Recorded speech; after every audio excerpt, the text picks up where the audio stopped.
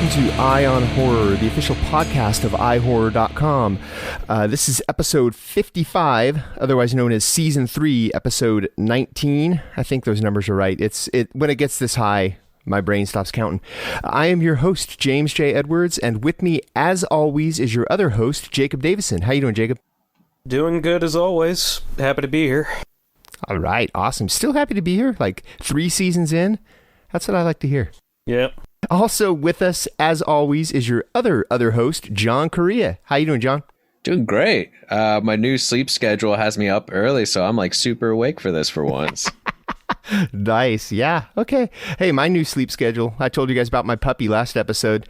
So my sleep schedule is no sleep schedule, but that's okay. We also have a very special guest with us this time, and usually we bring our guests in at the halfway point, but we're going to bring this guy in now because we want to talk to him, and also I kind of want to find out what he's been watching, like what we've been watching. So this is Justin LaLiberty. Is that how you say it? Yes, that is LaLiberty? Okay. He is an archivist for Vinegar Syndrome, and let me tell you, all 3 of us have been salivating at this interview because we're huge fans of Vinegar Syndrome. So welcome, Justin. Thanks for being here. Yeah, happy to be here.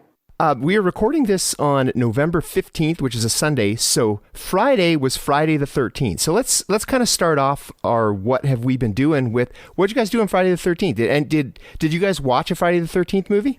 It's funny you mentioned that, and actually this is good timing because I kind of went sideways on it and watched one of Vinegar Syndrome's releases and one of my personal favorites, Unmasked Part 25, aka The Hand of Death, which I like to pitch it to my friends as like the same year Jason took Manhattan, Jackson took London, England. It's like if a Friday the 13th sequel turned into like a Oscar bait drama, because it's like this Jason like character falling in love and kind of having an existential crisis, wondering if there's life for him beyond just killing everybody. It's really funny and actually has a surprising amount of heart and gore. Nice. Cool. What about you, Korea? Did you check out any Friday the 13th? I actually, on Friday the 13th, revisited part 6 and 7. Nice. Okay. Because for some reason, I just got really stoked on watching those. And I hated 6 when I was a kid. But now, as an adult, all that silly, tongue-in-cheek humor that's throughout the movie, like when the guy gets his head bashed into the tree and it leaves an imprint of a smiley face, it all really worked for me this time. I had an absolute blast with it. But not my favorite Jason. And that was the thing, too, because 7 was always my favorite Jason. But that movie did not age a whole well. Like, it was a bit rough. But I was more surprised on how much I love 6. Especially, it's got way more Alice Cooper in the soundtrack. And it's got 2 of the best, like, iconic, like, Jason moments with him standing on top of the burning RV. And then finally him chained at the bottom of the lake. So, yeah, I mean, 6 might be my new favorite right now. I watched, I stumbled across on IFC. It was just Friday the 13th is one of those things where it's like the Twilight Zone where, yeah, I own all the box sets. I have them on physical and digital. But if I see it on TV, I'll stop there and I'll watch. And the one that I stumbled across on IFC was part 3, which it's kind of maligned, but I've always loved part 3. And not just, I mean, sure, it's the first hockey mask one, but I think it's a pivotal point for Jason because he's not invincible. He gets his ass kicked and, she stabs him with, I think it's a knife in the leg and he falls down. You're like, no, that wouldn't hurt Jason when he becomes zombie Jason in number 6. So I kind of like that he's vulnerable like that. And I like the hockey mask. So that's one. What about you, Justin? What did you for Friday the 13th? Anything good? And do you watching Friday the 13th? I'm actually not a Friday the 13th fan, which is kind of like this crazy thing for horror people. But I truly love Jason X, which most people hate. I love Jason And I also X. think Jason Goes to Hell is like really unique and fun, but you're preaching to the choir. This is for lack of a better word, a safe space. There's no judgment here. And I think I could speak for all of us and say we love Jason X and Jason Goes to Hell. Yeah. I mean, and if you really love Jason X, have you ever checked out the comic book Jason versus Jason X? Yes. It's so much fun. It's so ridiculous. What people always forget about Jason X is David Cronenberg's in it. Right. You know, he like actually acts in it, kind of like Nightbreed.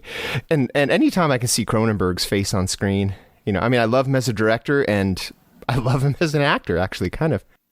Well, you should be excited for the new season of Slasher, because he just got casted in, I think it was season 5 or season 6 of Slasher, coming to Shudder soon. So, right on. Cool. What else has been going on? Jacob, what's been happening at the drive-in this week? Well, last week, the American Cinematheque was doing its German film festival. I mean, they didn't do the whole thing there, but they did a opening night thing where they did a double feature of Herzog's Nosferatu, starring Klaus Kinski as Dracula, and The Tenderness of Wolves, which is like kind of a serial killer drama from 1973. And yeah, I mean, they were both pretty good. I particularly like Herzog's Nosferatu because it's almost like watching a documentary about a vampire. You know, just the way Herzog shoots it, and Kinski is, of course, a very convincing vampire. Tenderness of Wolves was okay, just very, very slow, you know, because, like, it's a serial killer movie, but, like, you know, they can't really show that much, and, I mean, it definitely had some disturbing moments, but, yeah, just, it wasn't as good as Nosferatu. And last night, I saw something not exactly horror, but still pretty cool. It's called Wolfwalkers. It's this Irish animated movie from the studio that did Secret of Kells and Song of the Sea. Oh, that sounds awesome. Yeah, it was beautifully animated. Like, it was all hand drawn, so it was like watching a portrait come to life. And it's got werewolves. Always a plus. Did either of you guys watch, or any of you guys, Justin included, did any of you guys watch Spell? I've never seen it. Not yet. No, not yet. You haven't gone to? Okay. Got busy with work. I actually really enjoyed it. It is, do you guys know what it's about? A black lawyer who him and his family get into a plane crash, and then he wakes up and he's in the attic of this voodoo lady's cabin in the Appalachians, and he doesn't know where his family is or any of that. And it is it's a pretty good tribute to Misery, actually. It's not a ripoff, although you definitely can tell. You know, it's like a nod and a wink kind of a thing. The first act, they lean real heavy into the inherent blackness of the characters. Like, it's real. It was real heavy-handed. It's like, you know, yeah, we get it. This guy's a successful black attorney, but if he was a white attorney, you wouldn't be making all of these. There's a lot of stuff they did that they wouldn't have done if it was race neutral. So it was kind of weird. But once it hit the Misery part, it's really good. And then, of course, by the end, it goes off the rails, which is the only place it can go, you know, because it just keeps getting crazier. But it's fun. You guys should check it out. I know that you guys have screening links in your inboxes because that's where I got it. Yeah. I just, we were wrapping out of stage this week, so I wasn't home that much. It slipped my mind. Yeah. I just happened to stumble across the email, and I'm like, oh, hey, let me give this give this a look. What have you been doing, Korea? What you been watching?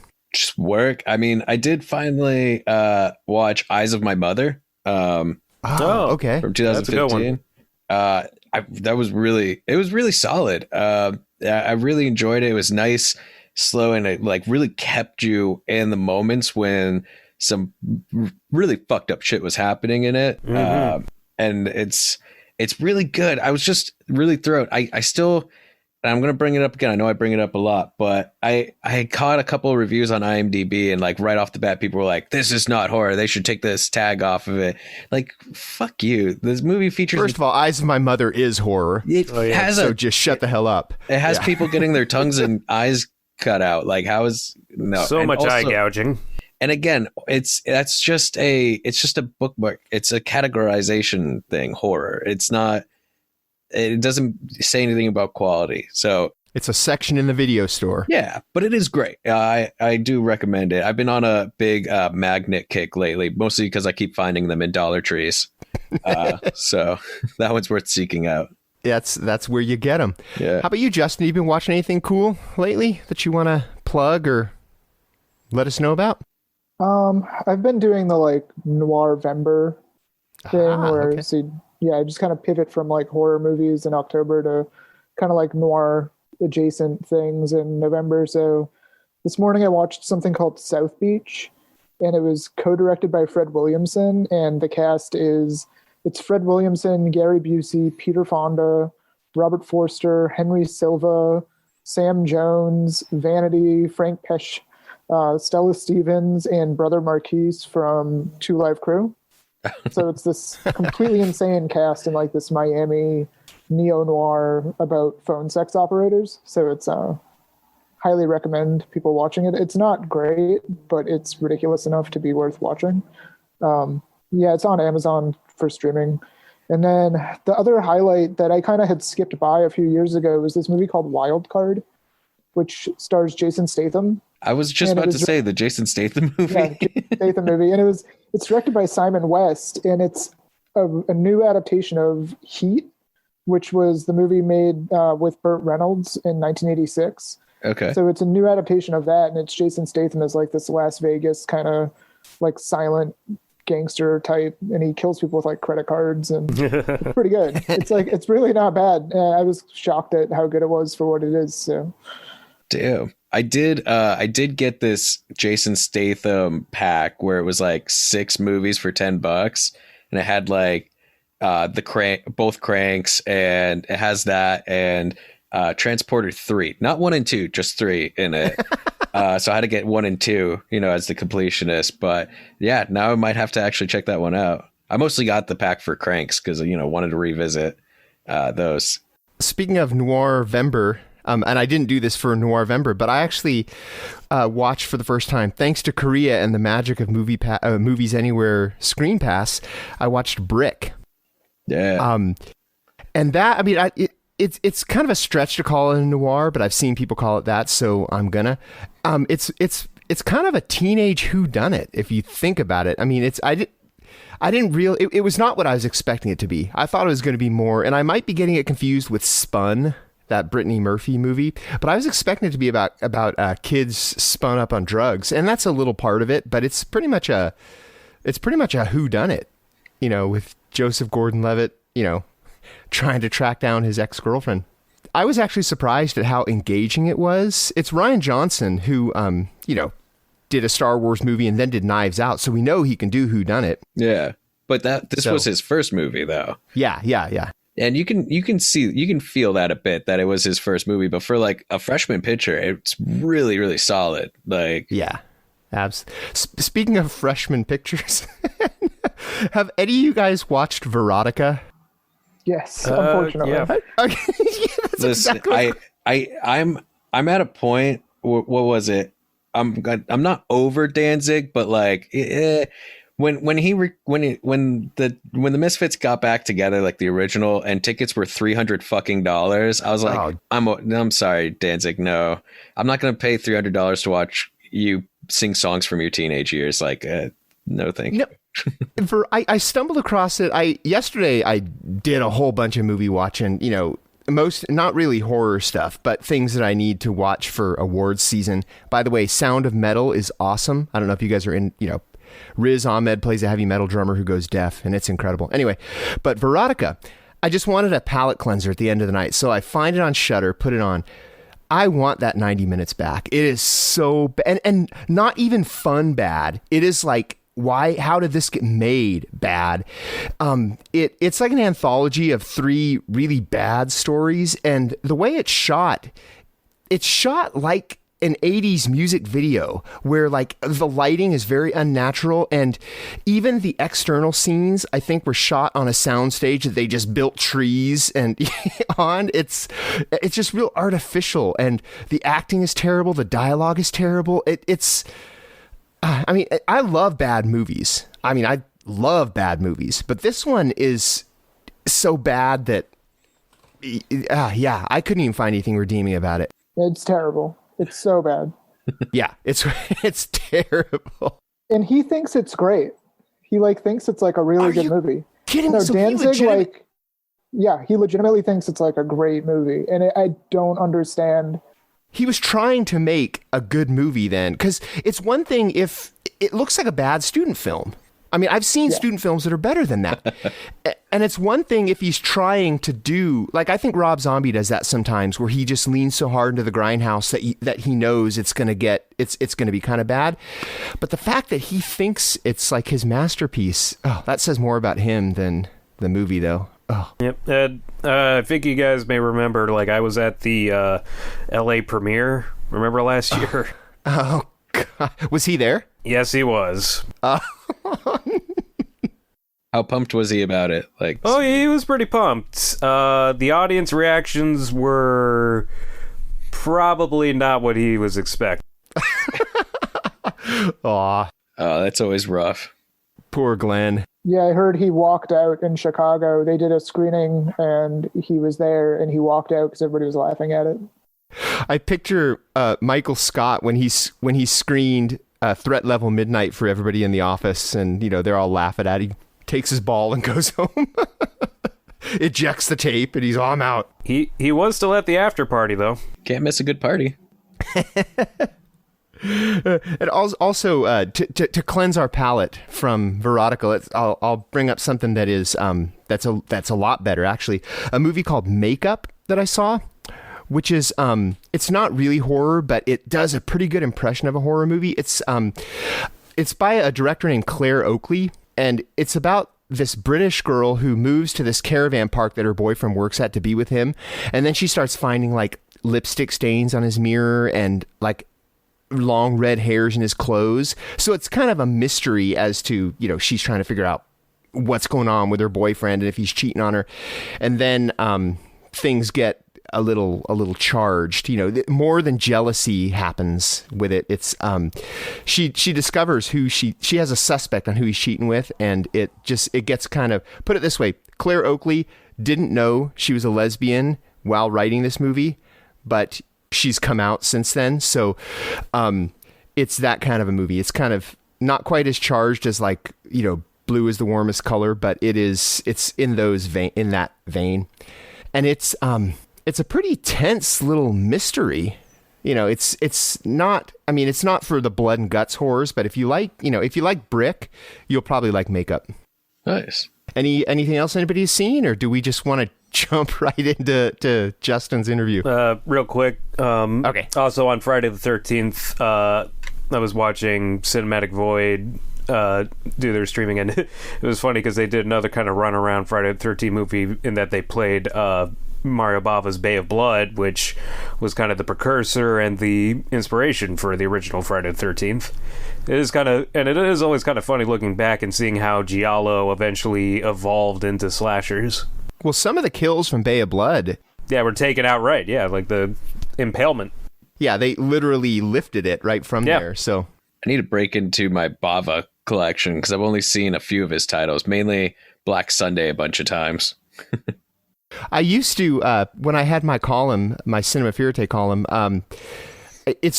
I used to always do a Bava movie on my anniversary because I started the weekend. We got married on a Thursday because it was 10, 11, 12. Easy for me to remember my anniversary. And that's when my column would come out. So the first one I did then was Hatchet for the Honeymoon. And then I just started doing a Bava movie every year on my anniversary. And so, yeah, I got to watch a bunch of it until Film Fracture went bye-bye, and now I don't have that column anymore. I know. Sad. Oh. But that's what's more romantic than a Mario Bava movie viewing on your anniversary. Especially Hatchet for the Honeymoon. Yeah. That's a great one. Even though it's all about bridal murder. Bridal murder. Well, he kills a lot of brides. Not just murder. Bridal murder. Bridal. You play it in reverse, it's about a guy who reanimates his brides. All right, let's jump into let's talk to Justin, because I know all three of us, as big fans of Vincent, we've been waiting for this one. First off, and this is from me. This is what I want to know. What does an archivist do for Vinegar Syndrome? A lot. So Everything. like anything that has to do with like a physical film. So anything like if a negative comes into the building from a collector or an archive, pretty much anywhere in the world, and we have to scan it, I take it into the building, I inspect it, I prepare it for scanning, and then somebody else on staff will usually scan it. And then on top of that, it's like everything we own. So we own a lot of film. So the archive right now has tens of thousands of reels of film in it. So when I came in, my job, like there was not an archivist on staff when I joined the company. So my job coming in was to kind of inventory all of the film assets that we have, create a database, inspect them, see what condition everything's in. And then we have to quarantine certain things because of if they're decaying. So it's assessing what the decomposition levels are at, if things are complete or incomplete, what versions of titles we have, what the elements are. Do we have the original negative? Do we have the soundtrack? Do we have duplicate negatives, positive prints for projection? Kind of basically accessioning everything that we have already on site, and then also handling the elements that come in for new projects, and as well as client stuff, because we do scanning for other companies like Arrow. So sometimes we'll get stuff in, especially things that like are in the United States, like we'll get them in and scan them and then send Arrow the scan. So we're not shipping film across to other countries that, you don't need to. So I'll handle all the stuff coming in for jobs like that too. So it's pretty much everything that involves physical film falls on me outside of scanning. Oof, that's daunting. Would you say that you, out of anybody in the world, knows what is in the Vinegar Syndrome vault more than anybody? I mean, as of right now, I know the organization of it more, but but no one knows it all. No, I would say not yet, because it's just, there's been so much kind of put in there over the years that has just, it's not organized or wasn't super organized when I got in, and it's just, there's a lot. So there's, there's so much, like, I don't even really know. Like right now, there's definitely tens of thousands of film reels in there, and it's just a matter of kind of figuring out what everything is. But yeah, the goal is, once I'm kind of done this project, is to know what we have, like everything that we have.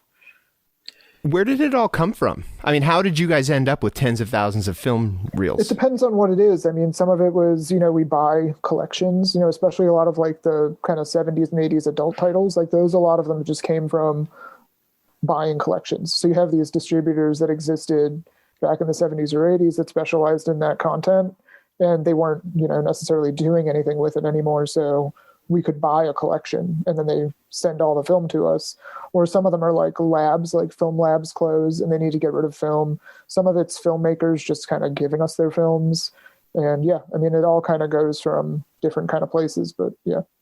Now, what are the rights issues with that? Like if you just buy a reel of film, do you have the rights to release it? Or, how does that work? It depends on what it is again. If I buy a print on eBay of like, Star Wars, I definitely don't have the rights to it.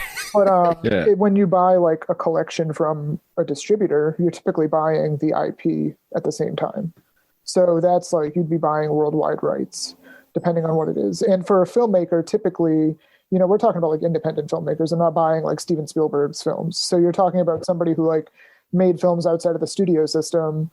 And if you're buying, or they're giving, sometimes it's just them being like, hey, I don't have any tools to preserve this stuff. I have no way of releasing it. I trust you guys to do it. Here's the prints, here's all the negatives, and here's the rights. Like, do what you want with it. And then sometimes, that contract will only be for like 5 years. So sometimes like a filmmaker will say, hey, put my film out. Here's all the stuff. I want you to store it. The contract's for like 5 years. And then maybe once that contract's done, they're like, actually, just keep it forever. I don't want it back. You're doing well with it. Just like in perpetuity, you can have it. So sometimes there's deals like that. Every film, basically, it's just all film by film, because it depends on, where it came from, what those rights entail. Because just if you have a filmmaker that has the rights to their film, they might not necessarily have the rights to like the soundtrack. So maybe you have to go clear the songs. And so there's all different kinds of things. And then like they might have rights, but they're only for like the United States and Canada. Or like if they're a European filmmaker, they might only have rights for like Italy and France. So it can be very like country by country even. that's where, a lot of region coding comes in. Like we started doing films with like MGM, and so those are all like region A. Like we can't technically release those in Europe. We can't, we're not going to stop someone in Europe from buying it, but we technically we can't like open up shop in Europe and sell them in Europe. Right. Now, do you guys, 'cause you guys are really cool in that you guys do take requests. Like on the website, you have a little section that says like, is there a title that you're interested in us getting? How many of those requests do you get? Like, or do you know if, and like, is that something where like, if you guys do get requests in, is that something that is it more just like you take into consideration, or that you guys actively pursue? I mean, it's definitely more of like a consideration thing. I think, probably at the start, it was more of like a good gauge as to like what people wanted. But I mean, they're definitely something we look at. Like, it's not a thing that's just there to be there. Like, it is something that we look at. So I'd say we get a lot of them. I don't personally get those. So I don't know offhand like how many we get, but I know that we do get a considerable amount. But again, like, you can suggest a film. And like when I used to work for Alamo as a programmer, and it was, people suggest like ridiculous things a lot of times. So, even when I was programming, it was like, show Empire Strikes Back. And it's like, well, I can't. Like, it's just, like even then, like we'll even get stuff like that where it's just like, there's things that you just can't do. And it's, there's only so much we can do, especially as like a smaller company. And also just things that make sense to do. Like there's just, there's always people out there who are passionate about things that you just either can't make happen or like just don't make sense to make happen. Yeah. Well, I mean, I know Fade to Black was a highly requested one in the forums for many years. So that's really awesome. You guys were not only able to get it, but are doing a 4K release for it. That's Fade to Black is actually awesome. Just Blu-ray. There's no 4K for Fade to Black. Oh, there's no? No, Beastmaster is UHD. But yeah, Fade to Black will just be Blu-ray. But it looks great. Gotcha. I mean, I'm really happy with how it turned out. I'm excited. Oh yeah, no, I'm very excited for that one. And I wanted to go off what you were mentioning your background with Alamo. I was wondering if you talk a bit about how you got involved with Vinegar Syndrome to begin with. So I've been kind of tangentially like, involved to some capacity with Vinegar Syndrome since they started. I had helped with the crowdfunding campaign, like donating to that, and then I was covering their stuff for press for a while. And then when I was at Alamo, I was programming their titles. So I was constantly like reaching out, like when they would announce things and saying, hey, can I do a screening of this? Do you have like prints of this? And we would organize some events. And I started like doing retail at Alamo, and I was selling the Vinegar Syndrome stuff. So I had just been kind of peripherally like around, and I would go and like visit the building that I now work in. So I had been like around, and I had just become kind of friendly with the staff. And, it was a thing, like it was a transition I had been trying to make where I went to school for film preservation. So I wanted to get more involved in an archive, and especially like an archive that's devoted to the kind of stuff I'm interested in. And there's not a lot of those around. So it also, I lived around, I lived in the area, like close enough that it wasn't a major relocation. I had to move like an hour away. So it wasn't too bad. And yeah, it just kind of fell into place. It wasn't, it wasn't a thing that I had been like actively pursuing. It just was a thing that happened organically and was an exciting thing to have happen. Yeah, that sounds exciting. And do you have any particular titles that you're that you want to highlight that you worked on, or that you pushed to be released by Vinegar Syndrome? So I don't actively like work on releases most of the time outside of like preparing materials, but the one thing that I like kind of was heavily involved in was getting Rad out. Like that was a big thing for me, was getting Rad to happen. So I was really eager to make it happen, and it was a very like long process. And it was also it was like the first kind of home video release I like heavily worked on. So I got to see a release come together from the start, from like contract negotiations all the way to like replication and shipping it out. So it was really nice to kind of see that whole process, especially with a title like that. So yeah, I mean, that was kind of a dream come true. And then the other thing that I've been working on is I just did this partner label deal that we did with Bloody Nose Empty Pockets, which is I really love, and I really wanted us to start kind of getting some like new releases out, like movies that are made now. And of course, like Vinegar Syndrome is very much a repertory company. It's all older titles and everything's shot on film. But I think there's a lot of value in movies that are being made now, and also movies that are being made digitally, and by smaller companies that don't necessarily fit what we're doing. So we brought in this company Utopia as a partner label, and Bloody Nose Empty Pockets, our first release with them. We have a couple lined up for early next year that are great. So I'm really excited about that. Happy to see people taking a chance on it and finding it rewarding. It's really good. It's I got myself a copy with the slipcover, and it's a great release, but that film just hits on a lot of levels, and it was especially weird to watch on election night. Yes. Well, I think that's the perfect time to watch that movie. It was I tried to spend so much time removing myself from all that, and then all day did not refresh the accounts and stuff. And I was like, hey, let's watch this movie that's kind of related to it. And then it was like, fuck, it's bringing back everything. Yep. But it's got so much heart, that movie, which is you wouldn't a lot of people wouldn't expect a lot of heart to come from a movie that takes place in a Las Vegas dive bar, but I mean, that's just because people don't know dive bars. There's a lot of heart in those places.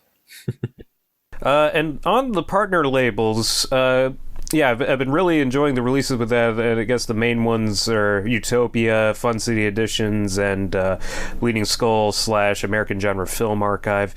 Can you talk a bit about how that came about? I mean, the best way I can say is, so AGFA was, it's another kind of genre film archive related company, and Vinegar Syndrome had done some releases with them before, Sometimes Aren't Martha, Does Dreadful Things, and then there was Super Soul Brothers. So there was a history already in place with AGFA. Night of the Strangler was another one. So those had already existed. So that kind of partnerships just sort of organically grew. And AGFA does theatrical distribution for Vinegar Syndrome. So there was already a firm relationship there, and it just kind of made sense to bring them in and start, as the footprint of Vinegar Syndrome increased, and we started getting bigger and having better distribution, and it just made sense to kind of help out these smaller companies that we can get them into other stores or push their sales through our website, give their titles slipcovers. And then Fun City is this really great company now. I love what they're doing, and Alphabet City has long been a favorite film of mine. So seeing that get this great release was really rewarding. And I Start Counting is a movie that was new to me this year, and I think it's amazing. So I am really happy to see that come out. But yeah, it's just, we're trying to kind of grow the company, and part of Vinegar Syndrome is this distribution arm called OCN Distribution. So seeing these other companies kind of fit what we're doing, even maybe if they don't fit our content, they fit our mission to just kind of bring out this niche content and give it a great release. And that's the thing is we're really priding ourselves on with the partner label stuff, is that the releases aren't subpar. They're not, the standard of quality is still entirely within what we do with any of our Vinegar Syndrome titles. Oh yeah, no, I loved the last few partner label releases. I just watched I Start Counting last week, and yeah, no, I felt like it fit the style mold, but also that level of quality that Vinegar Syndrome releases, and yeah, it's just cool that Vinegar Syndrome is working with these other companies to get these movies out. Also, loved Scary Tales. That was a fun one. I just love that McPherson tape got as much love as it did. Yeah. That was an awesome release with a great slipcover. I'm a slipcover slut, so I'm loving that.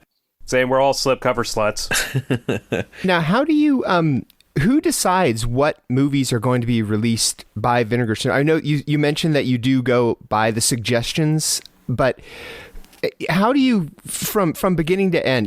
How do you say, okay, there's this movie, let's go after this movie, let's get this movie, let's do this. I mean, who makes all those decisions and what goes into it? I mean, we all kind of collaborate. So it's, there's no one person on staff that's the person who decides what we release. It's sort of there's a bunch of people that all kind of come together. It's such a small staff. There's not a lot of people who work for the company. So we all kind of have input on what we're doing and where things are going. And, it'll come up hey, we're working with this company what titles do they have, what materials are available.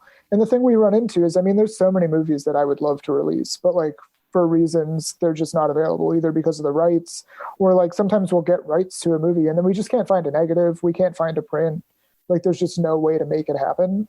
So we schedule really far out just because of how much time all this stuff takes. So we have, 2021's like mostly planned, like we know what we're releasing, and it's just a matter of like kind of lining all that stuff up. Like, especially right now, I mean, everything's so different than it was a year ago just because of COVID, between like archives, especially like if you want a negative and it's like in Mexico or it's in China or, Italy or wherever it is, like shipping everything right now is really precarious. It's not, all these things are a lot different than they were like a year ago. So you kind of have to plan everything around like what's readily available, how much easier are these things like logistically. So, so much of like what we want to release might be based on like our personal interests or like maybe what we'll sell.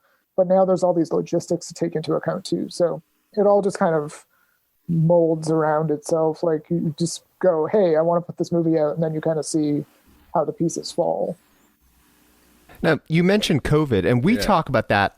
We talk about that a lot with our guests because basically the industry has changed. Yeah. From production through distribution through exhibition.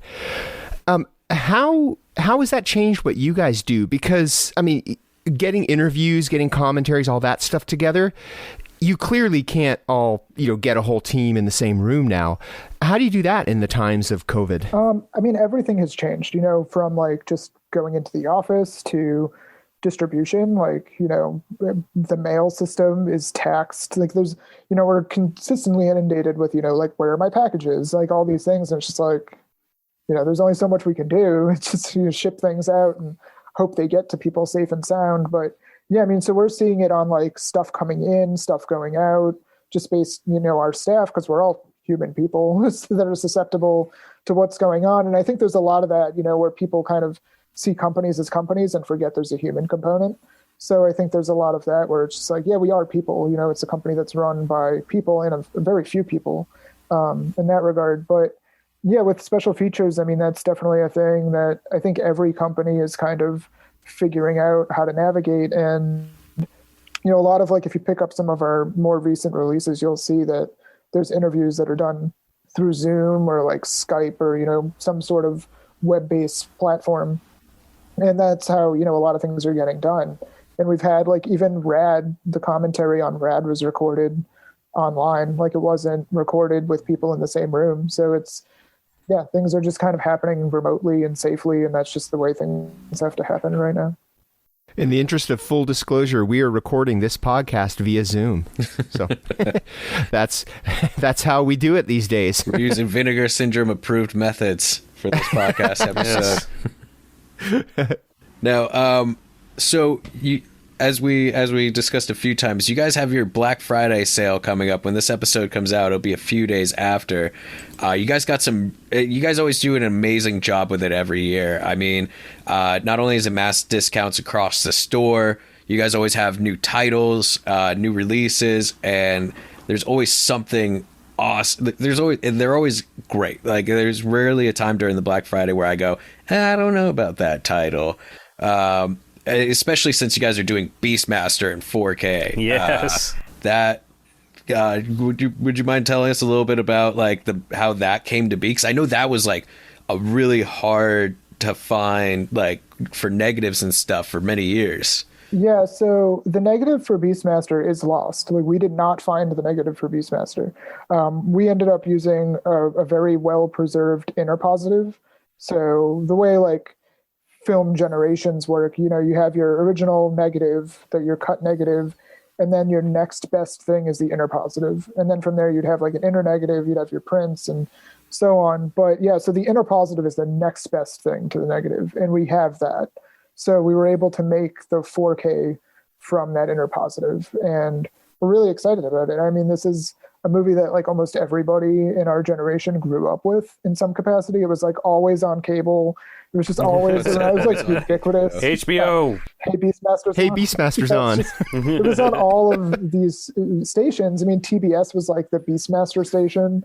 Like it was always on. And it's one of those, it's Vinegar Syndrome, of course, gets, has a reputation of being like a more aggressive or brash or explicit kind of label. But of course, Beastmaster is a PG movie. Like this is, kind of like Rad. Rad was a PG movie and Beastmaster is a PG movie. And I think there's something really valuable in kind of releasing these movies that are, nostalgic and maybe not necessarily like something that would pass as kids entertainment in 2020.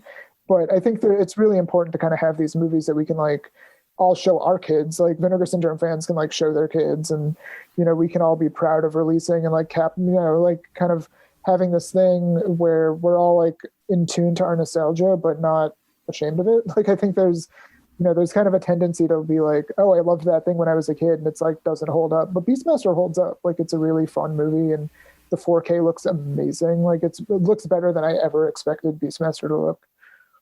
Another one of these Black Friday sale titles is Fade to Black, which we've talked a little bit about already. Now, that to a lot of people is a holy grail. I mean, it's the kind of thing that people thought, it would pop up on streaming services and then disappear 2 days later because it was an illegitimate, there were no rights. How did you guys, was it a rights issue? And how did you guys secure them if it was?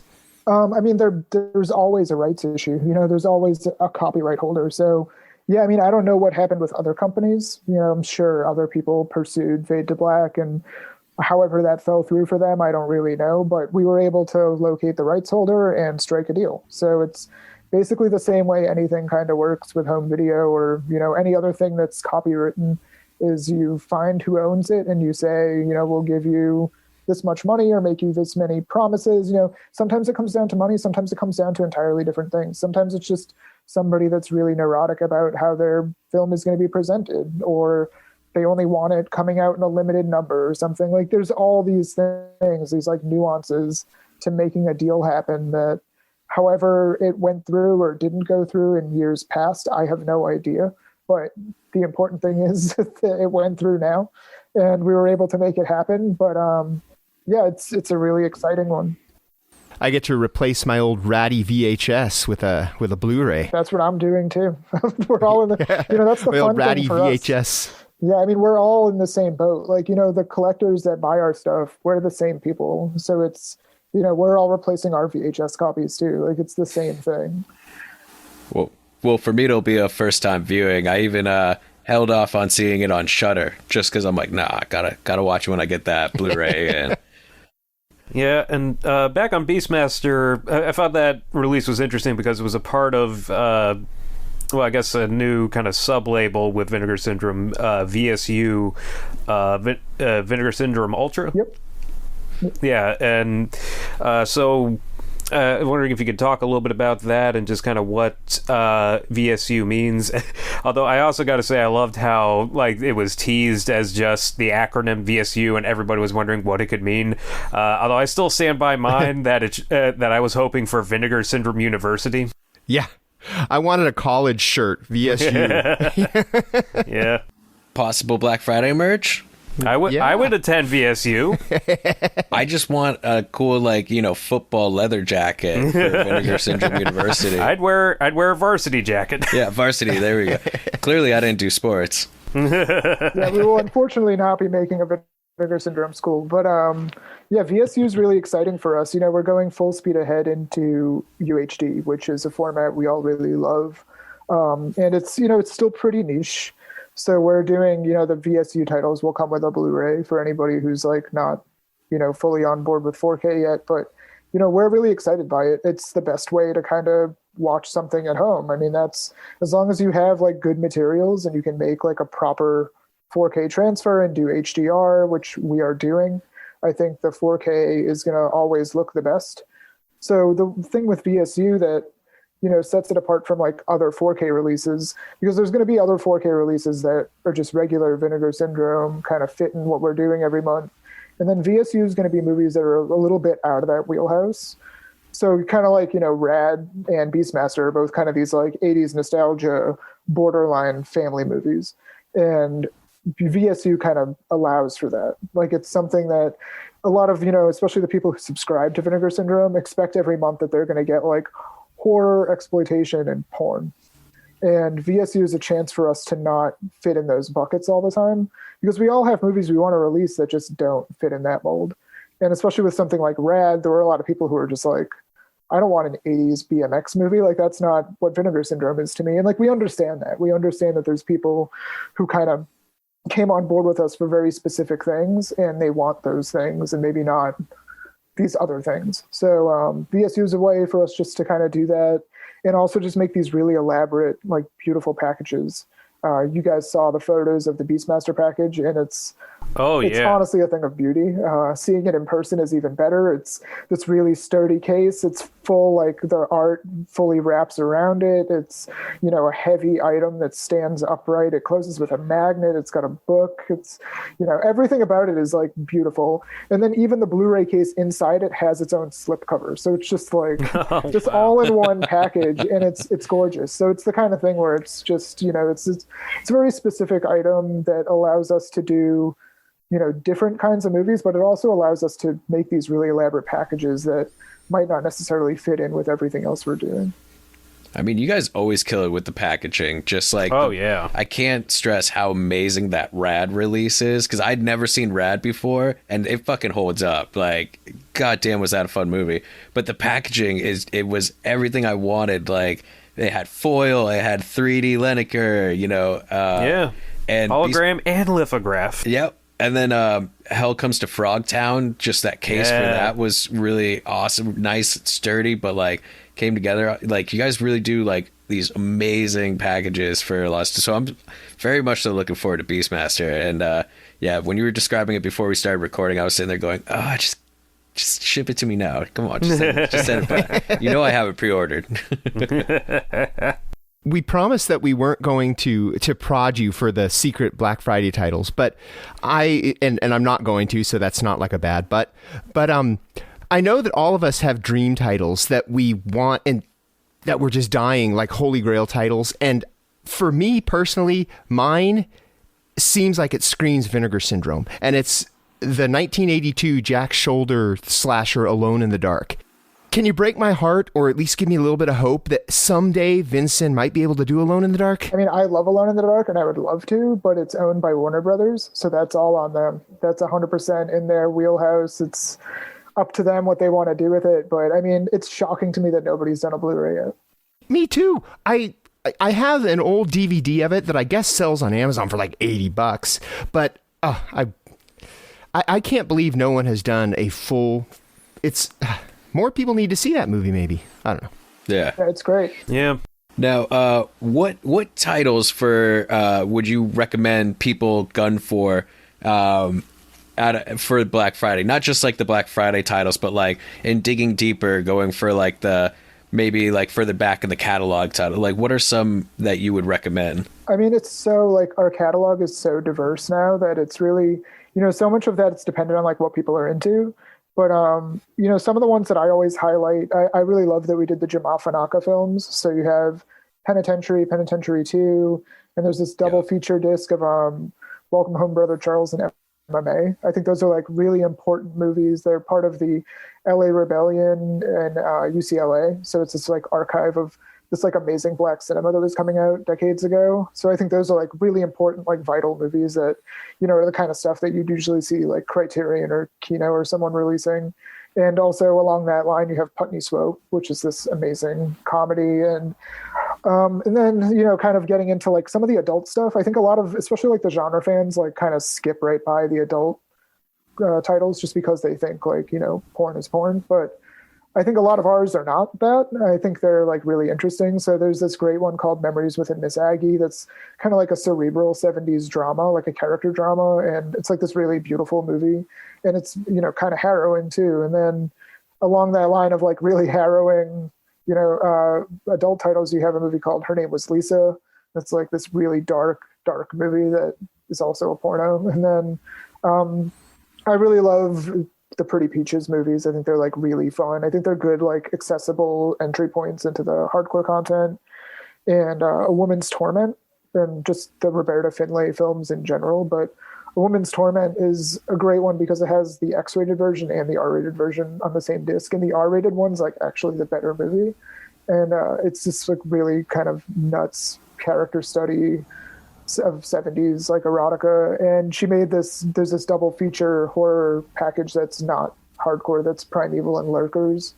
Those are all really good. So yeah, I really like the Roberta Findlay movies. One of my favorite titles is a movie called In the Cold of the Night, which is like an erotic thriller, and it got an NC-17 when it came out, and it's like inexplicable that it has one, but it's just like really fun, ridiculous erotic thriller, and Tippi Hedren's in it, and she has like a scene with a bird, so it's pretty goofy. Yeah, I really like a lot of the erotic thriller and like action stuff. A lot of people kind of hone in on our horror titles, but I really kind of push for the more like action and thriller titles. So LA Wars is one I really love. Yeah. That we put out recently. Yeah, I love LA Wars. Savage Dawn is also really fun. Those are both part of our VSA line, and those are like a really good time. And kind of as far as horror titles go, I mean, I really love Nightmare Sisters, which is David Dakota movie. I think it's like really fun and goofy, and it kind of straddles the line between like comedy and horror really well. But yeah, I mean, I think a lot of the horror stuff just like is already doing great. So I usually try and highlight things that aren't horror. The last one that I'll highlight is a movie called Sudden Fury. And it's this Canadian thriller, and it's just like a Hitchcockian, like totally unassuming thriller that I think people just don't really pick up, but it's great. Yeah, no, I always tell my friends that it makes a great double feature with the silent partner for Canucksploitation tax shelter movies. Yeah, I really like the tax shelter movies out of Canada, so I'm happy that we have that one. I recommend that people get There's Nothing Out There. Oh, yeah. Because that was kind of not really a holy grail, but that was one that I was so happy to see come out on Blue when you guys did it, because I love that. I mean, we were talking about, bad movies with Veronica. There's Nothing Out There is a bad movie, but it is so much fun bad. I mean, the monster, it's like almost, it's meta without being meta. Anyway, There's Nothing Out There is hilarious if you like horror comedy. Yeah, I think one of my personal favorites to come from Vinegar Syndrome was Demon Wind. Just in terms, Demon Wind. Oh yes.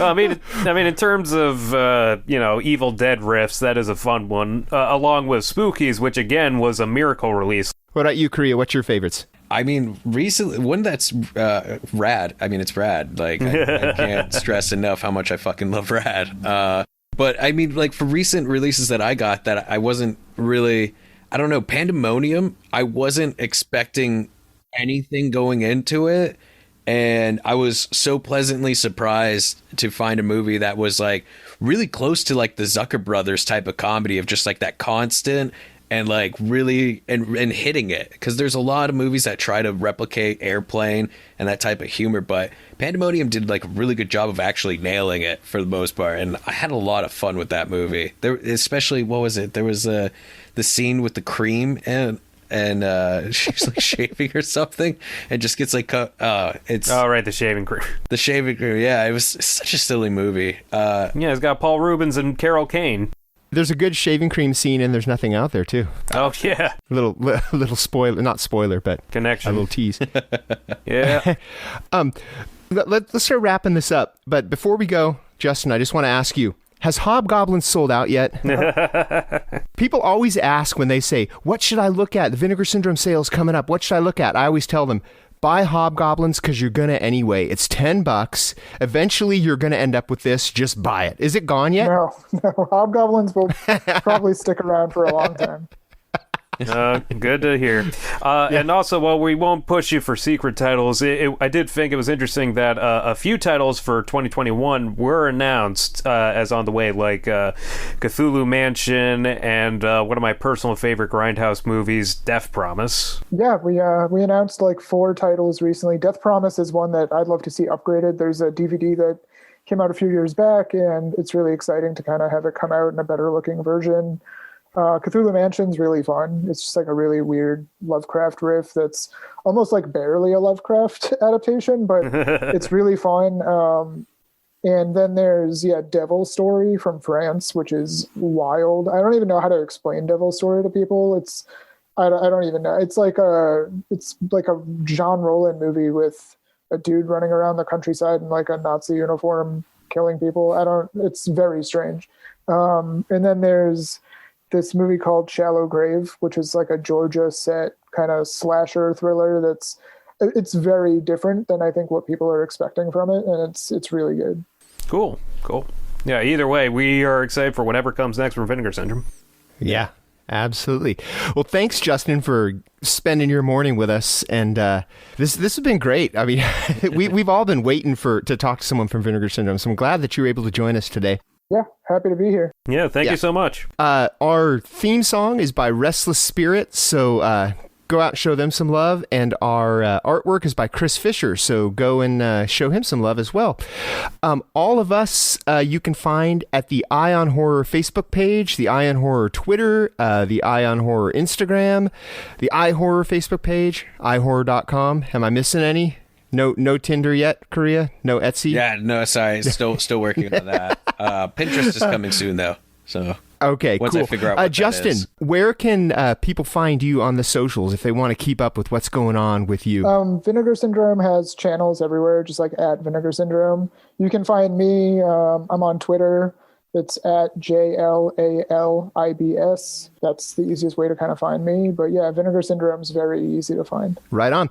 Well, thanks again for joining us on this Sunday morning, and we're going to get out of here. So we'll see you guys in a couple weeks. Yeah. So for me, James J. Edwards. I'm Jacob Davison. I'm Jonathan Correa. I'm Justin LaLiberty. Keep your eye on horror.